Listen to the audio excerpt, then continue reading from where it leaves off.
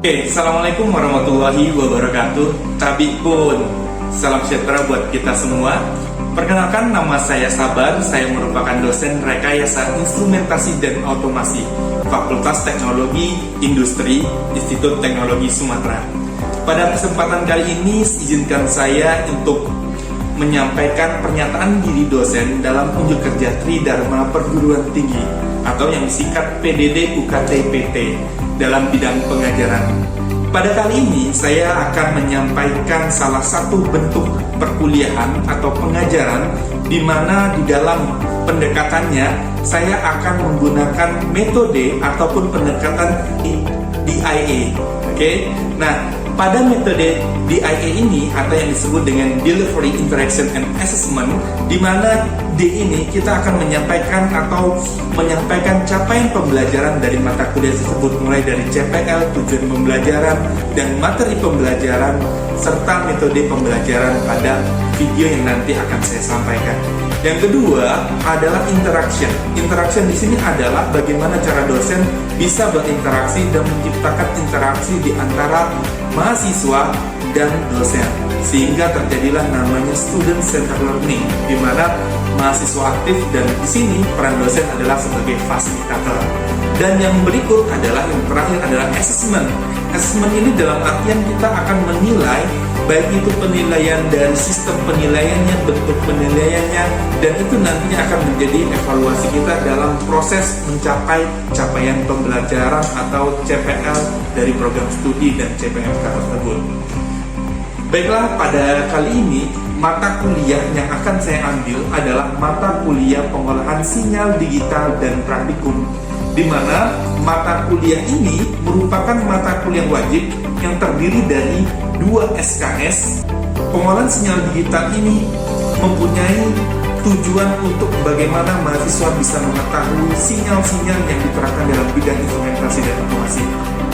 Adapun deskripsi mata kuliah ini adalah perkuliahan pembahasan tentang pengantar pengolahan sinyal digital, kemudian teori dan konsep sinyal dan sistem waktu diskrit, analisis sistem LTI, transformasi Z, dan discrete Fourier transform, dan fast Fourier transform, kemudian analog to digital converter dan digital to analog converter, dan implementasi waktu diskrit serta perancangan filter digital, baik itu FIR dan IIR, di mana nantinya perancangan ini kita akan gabungkan dengan menggunakan software LabVIEW dan MATLAB. Nah, oke.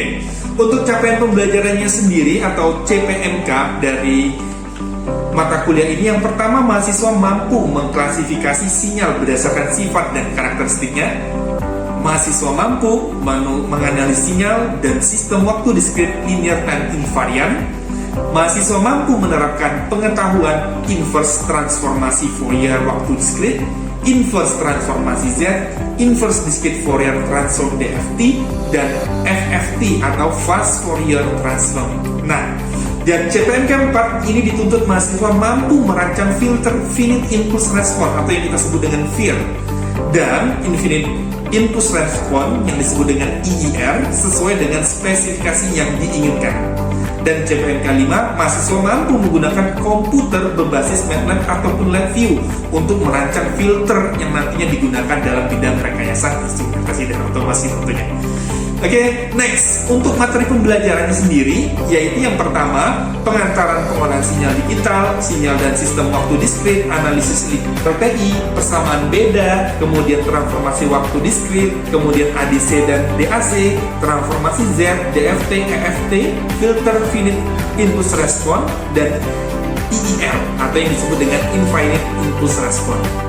Adapun untuk buku referensinya sendiri, kita sebagai dosen memberikan buku referensi. Untuk buku referensi pertama kita akan menggunakan JG Proaktis atau DG Monolaktis atau dengan judulnya Digital Signal Processing, bisa dilihat di atas. Nah, di sini kalian bisa gunakan sumber utama dan sumber yang lain pun banyak. Bisa gunakan berbagai banyak buku.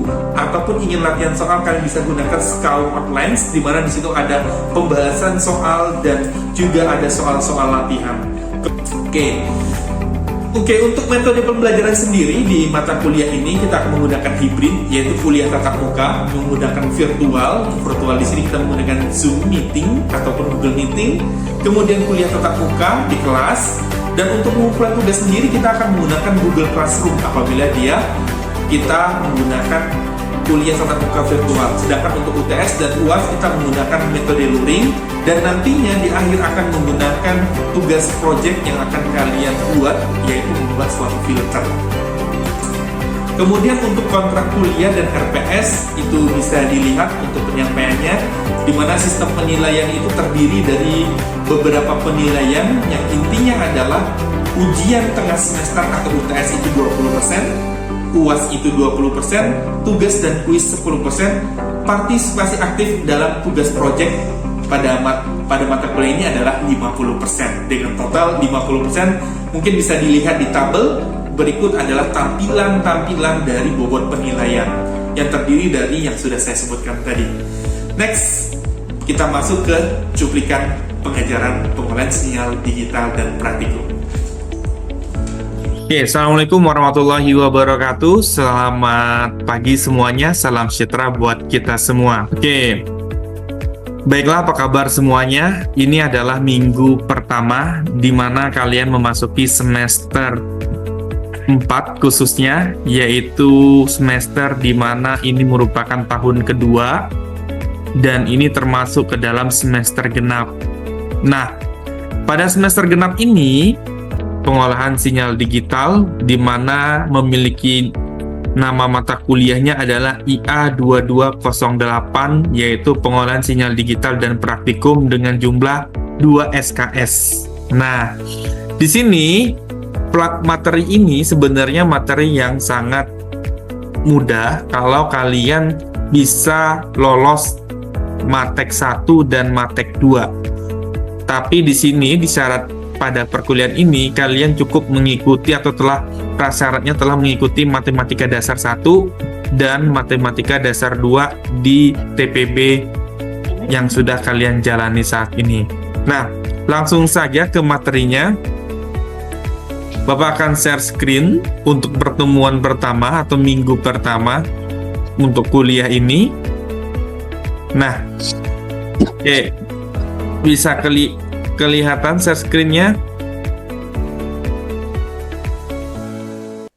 Kelihatan, Pak. Kelihatan, Pak.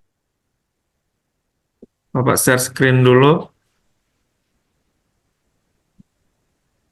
Oke. Kelihatan ya? Oke. Baiklah. Jadi di minggu ini adalah minggu di mana kita masuk ke pengolahan sinyal digital untuk mata kuliah rekayasa instrumentasi dan otomasi. Di mana di sini sudah terdapat kontak Bapak, di mana ada handphone dan ruangan, dan juga masih kalau kalian ada keperluan, ruangannya jelas C206 di program studi rekayasa instrumentasi dan otomasi. Nah, di sini topik minggu 1 sampai dengan minggu 15 atau pertemuan ke-1 sampai pertemuan ke-15 itu sudah Bapak buatkan di Google Classroom, dan nantinya kalian bisa lihat Google Classroom-nya untuk topik-topik materinya. Dan di pertemuan pertama, kedua, dan ketiga, dan seterusnya, itu kita masuk ke pengacaran pengolahan sinyal digital, di mana kita akan belajar tentang definisi sinyal, sinyal analog, klasifikasi sinyal, dan perkembangan sinyal digital di bidang rekayasa instrumentasi dan otomasi. Nah, kita next berikutnya lagi.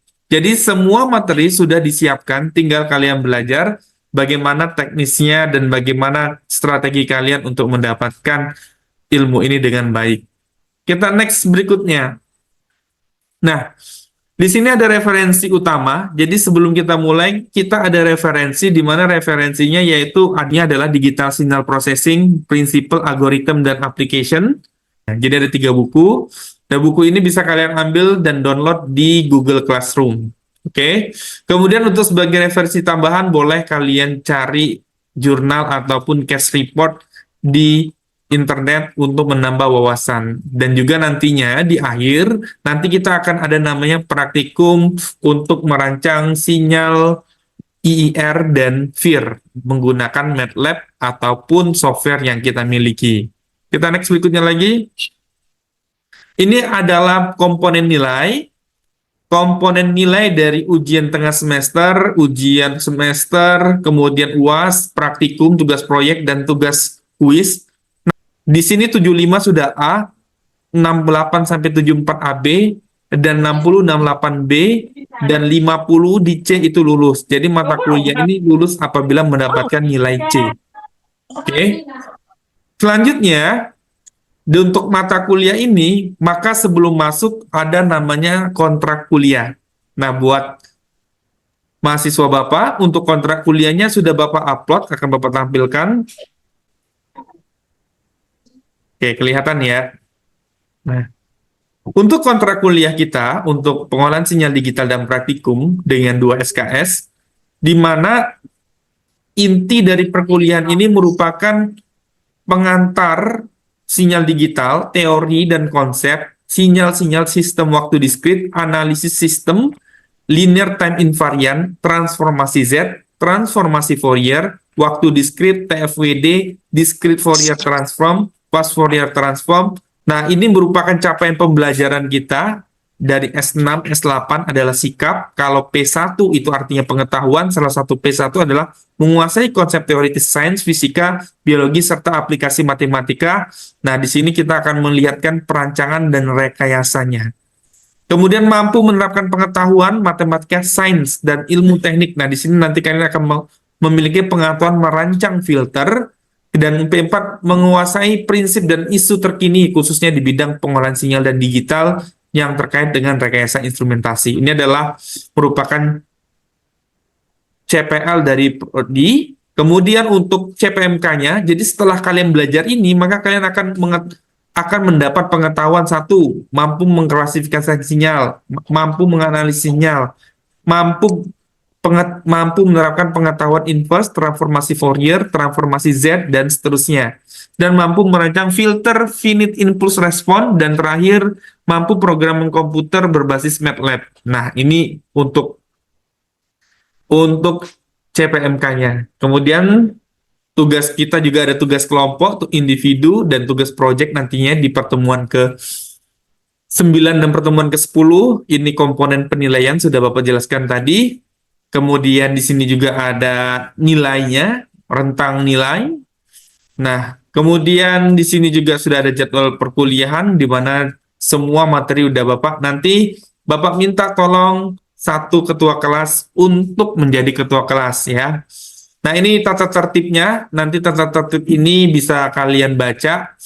Nah, intinya adalah kalian harus mengikuti perkuliahan minimum 80% dari total pertemuan. Jika ada 14, paling tidak kalian harus mengikuti 11 pertemuan dalam kuliah ini agar bisa mengikuti UAS. Oke. Nah, itu dia. Jadi ini referensi dan ini nanti sudah ditandatanganin oleh ketua kelasnya Michael. Dan nanti ini ditandatangan Bapak dan Bapak akan Bapak kirim ke Google Classroom. Oke, sampai di sini ada pertanyaan? Cukup ya? Jika ada pertanyaan, coba kita mulai perkuliahan kita di minggu pertama ini. Oke, Bapak akan share untuk materi yang pertama, yaitu pengolahan sinyal digital, yaitu pengantar dan perkembangan sejarah dari pengolahan sinyal digital. Nah, ini akan Bapak share. Sudah kelihatan layarnya? Belum ya? Sudah kelihatan? Halo, suara Bapak kedengaran? Terdengar, Pak. Oke.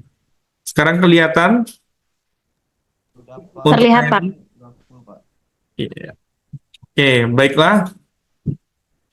Nah, outline kita adalah sejarah perkembangan PSD, sinyal dan pengolahan sinyal, dan elemen dasar sistem PSD dan klasifikasi sinyal, serta konsep frekuensi untuk sinyal waktu diskrit dan kontinu. Nah, coba kalian lihat pada gambar di sini. Ini ada gambar salah seorang yang menggunakan mikrofon ataupun mic, di mana dia ingin, yang terjadi adalah di belakangnya keluar sinyal, yaitu bunyi sound, ada suara. Apakah suara itu bisa dihitung? Apakah suara itu bisa disimpan? Nah, di sini ada namanya proses ADC dan DAC. Nah, mungkin di sini pada bingung kok apa hubungannya Pak antara ADC dan DAC ini. Jadi suatu cara kalau kita melihat suara seseorang itu tidak bisa dilangsungkan dibunyikan melalui suatu pembesar atau yang kita sebut dengan ampli ya. Karena dia harus ada melalui suatu skema ataupun tahap di mana tahapan itu adalah konversi. Ada istilah namanya analog digital converter. Ini contohnya. Karena suara kita adalah merupakan sinyal analog.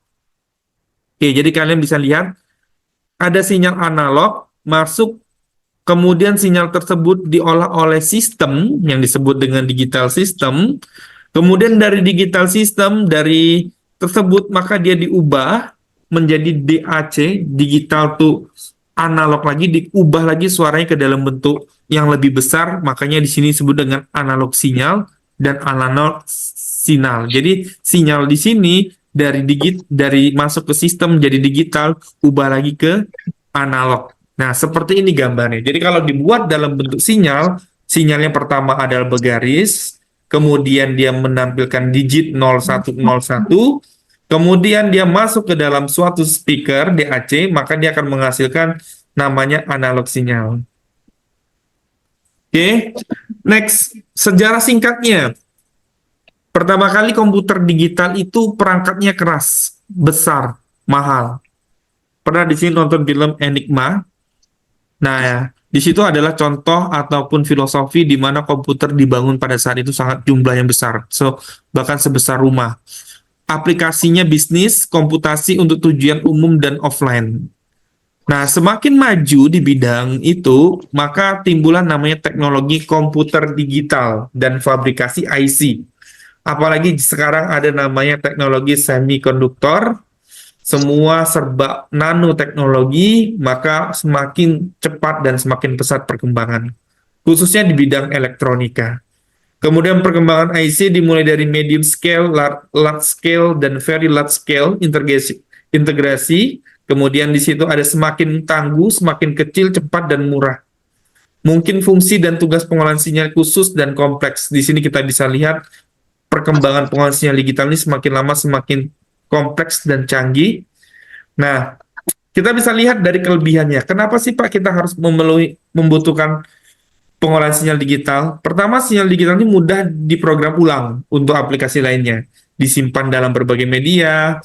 Kemudian proses yang sama pada sistem analog membutuhkan desain ulang hardware, testing, dan verifikasi. Kemudian PSD ini memungkinkan pengendalian akurasi yang lebih tinggi dibandingkan kalau sistem analog itu bergantung pada toleransi komponen yang lebih ketat responnya dan sangat bergantung pada kondisi temperatur dan parameter eksternal. Jadi kalau analog, kalau kalian punya sensor analog, itu biasanya sangat bergantung kepada temperatur dan parameter eksternalnya mempengaruhi.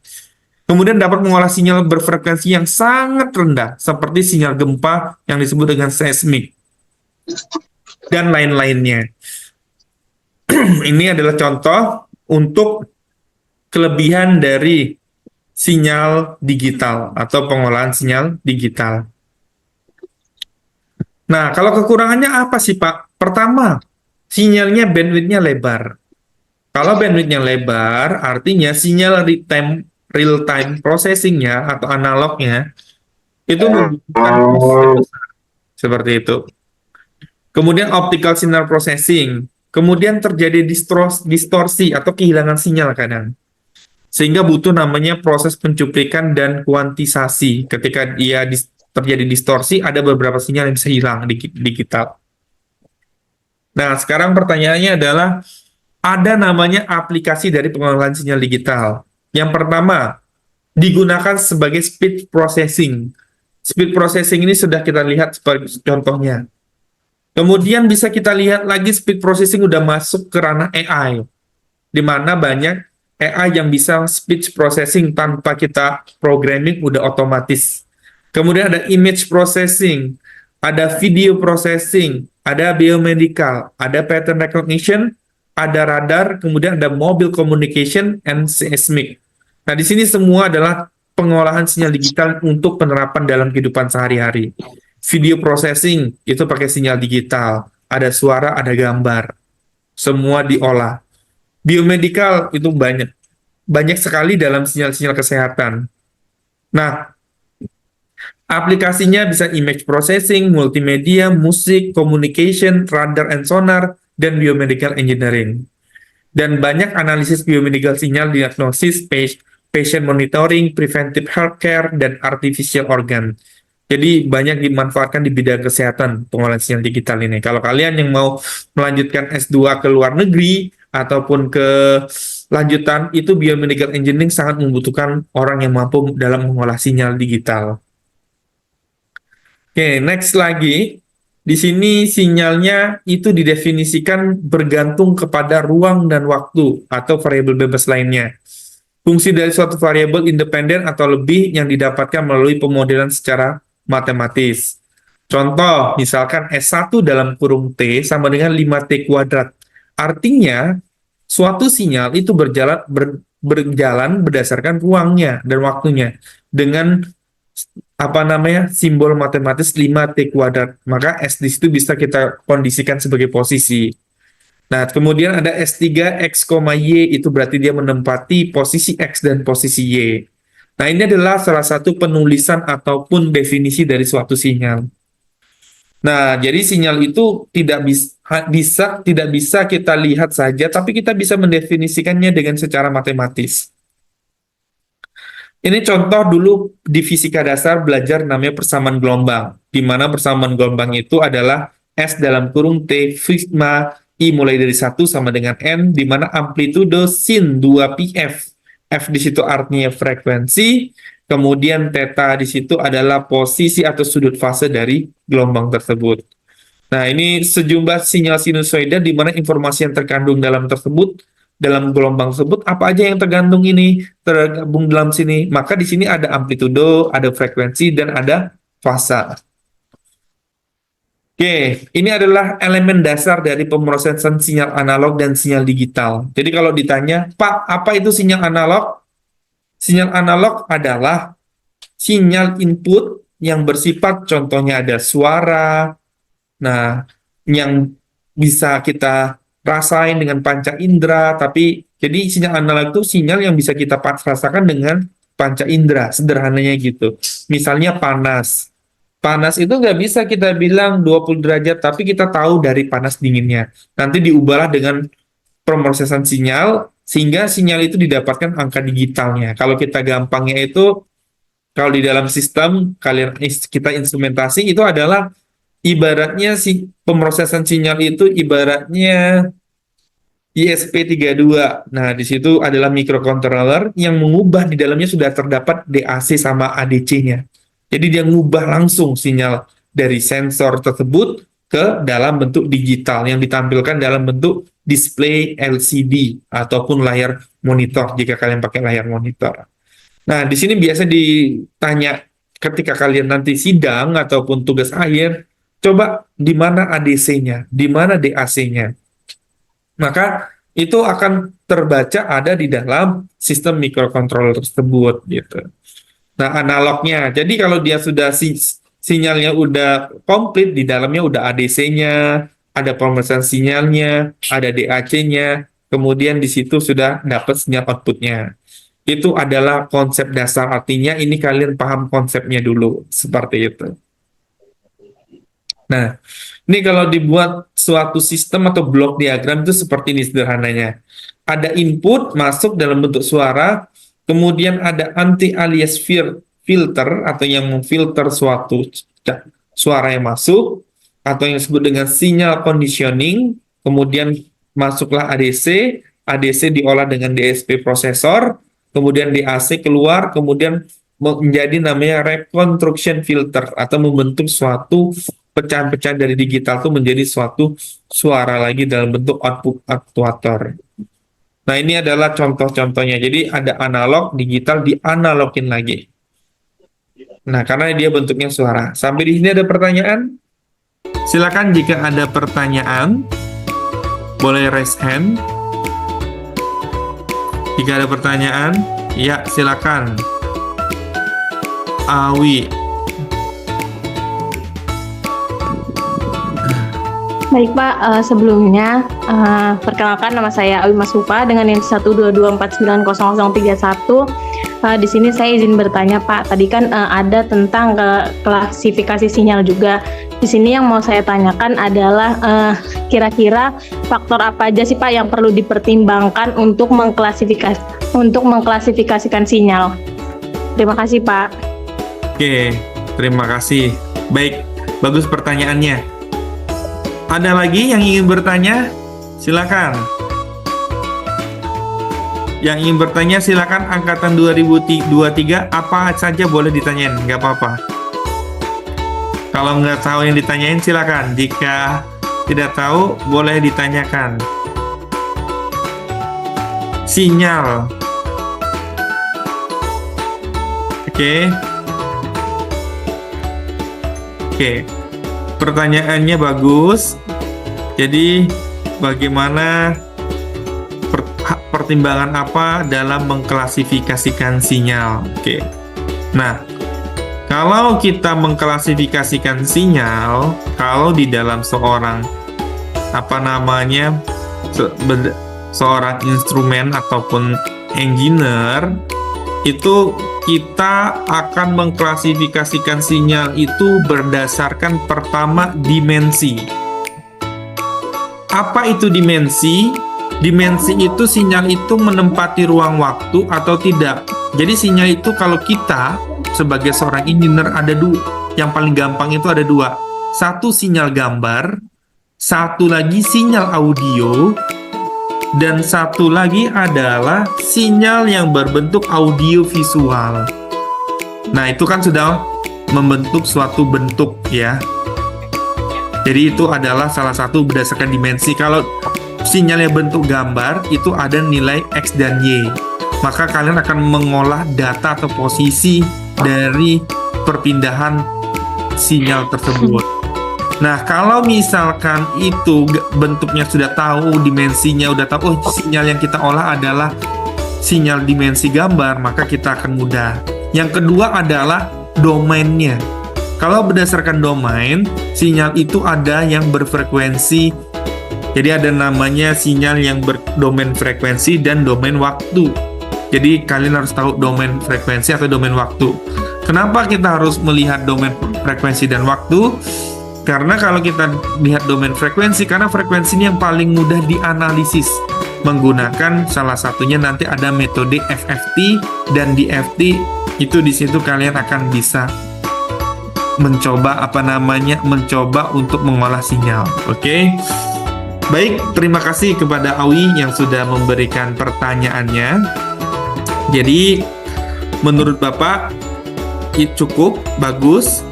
Jadi pada pengolahan sinyal digital kali ini, kita telah tahu manfaat dan tipe-tipe sinyal dan sinyal analog dan sinyal digital yang nantinya itu kalian pelajari di minggu kedua nantinya. Nah, sebelum kita masuk minggu kedua, maka Bapak ada sedikit tugas. Nah, ini tugasnya, yaitu kalian bisa belajar di rumah nanti apa definisi dari yang dimaksud dengan sinyal, apa yang dimaksud dengan sistem, apa perbedaan sinyal periodik dan non-periodik, dan berikan contoh-contoh sinyal. Kemudian apakah kalian mengetahui respon impuls? Ini untuk masuk ke pertemuan minggu kedua. Jadi ini tugasnya, silakan nanti dikumpul di Google Classroom. Nanti Bapak akan periksa dan akan Bapak usahakan untuk dikembalikan hasil pemeriksaannya segera mungkin. Oke, jadi itu tugasnya. Terima kasih banyak. Sampai ketemu di minggu depan untuk pertemuan kedua. Maka Bapak tutup perkuliahan hari ini. Bapak akhiri, wabillahi taufiq wal hidayah. Wassalamualaikum warahmatullahi wabarakatuh.